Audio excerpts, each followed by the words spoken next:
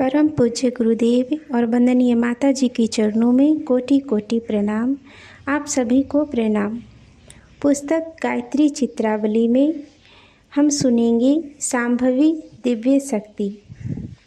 शिव को योगेश्वर भी कहते हैं। योग की समस्त शक्तियों और सिद्धियों के उद्गम केंद्र वे ही हैं। मस्तक पर चंद्रमा तत्व ज्ञान का प्रतिनिधि है। गले में सर्पों का होना दुष्ट और पतितों को भी कंठों से चिपटाने की साधुता का घोतक है। वृषभ वाहन मजबूती, दृढ़ता, अस्थिर चित्त, श्रमशीलता एवं पवित्रता का प्रतीक है। शिव इन्हीं गुणों के समूह है। वे संहारक हैं।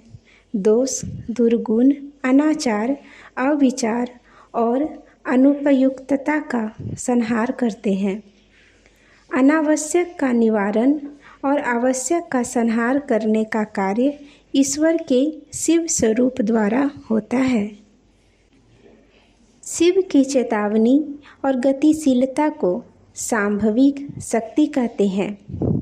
गायत्री के सांभवी स्वरूप का आश्रय लेने से जो गुण शिव के हैं, सांभवी के हैं, उन्हीं का प्रसाद साधक को भी मिलता है। वह शिवजी की ओर बढ़ता है और त्याग, वैराग्य, संयम, साधुता के अतिरिक्त योग की आध्यात्मिकता शक्तियों से भी संपन्न होता चलता है। शिव के 3 नेत्र हैं। तीसरा नेत्र जिसे दिव्य चक्षु कहते हैं, आत्म तेज से परिपूर्ण होता है। यह तीसरा नेत्र सांभवी शक्ति के उपासक का खुलता है। जैसे संजय ने अपनी दिव्य दृष्टि से महाभारत का सारा वृतांत घर बैठे देखा था और युद्ध का सारा विवरण धृतराष्ट्र को सुनाया था। ऐसे दिव्य दृष्टि तीसरा नेत्र खुलने से ही होता है। संसार की सभी ज्ञात अज्ञात बातें उसे विदित हो सकती है। दूसरों के मनोगत विकारों को जान लेना सहज हो जाता है। भूतकालीन इतिहास एवं भविष्य की होत व्यथा का भी उसे बहुत कुछ पता चल जाता है। पारदर्शी कांच में होकर जैसे भीतर की वस्तुएं दिखाई पड़ती है, वैसे संसार के अनेकों रहस्य उसे अपनी दृष्टि से प्रत्यक्ष दिखाई पड़ने लगते हैं। शिवजी ने तीसरा नेत्र खोलकर कामदेव को जला दिया था।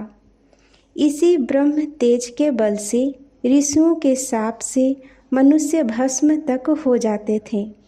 सगर राजा के 100 पुत्र इसी कारण भस्म हुए थे।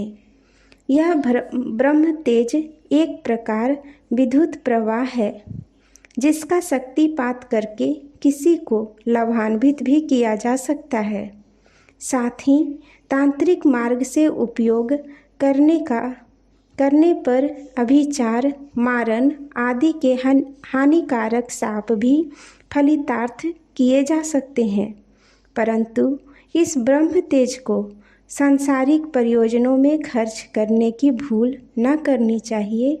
उसका तो एकमात्र सदुपयोग आत्मकल्याण के लिए ही है। आज के लिए यहीं तक। आप सभी को धन्यवाद। जय गुरुदेव।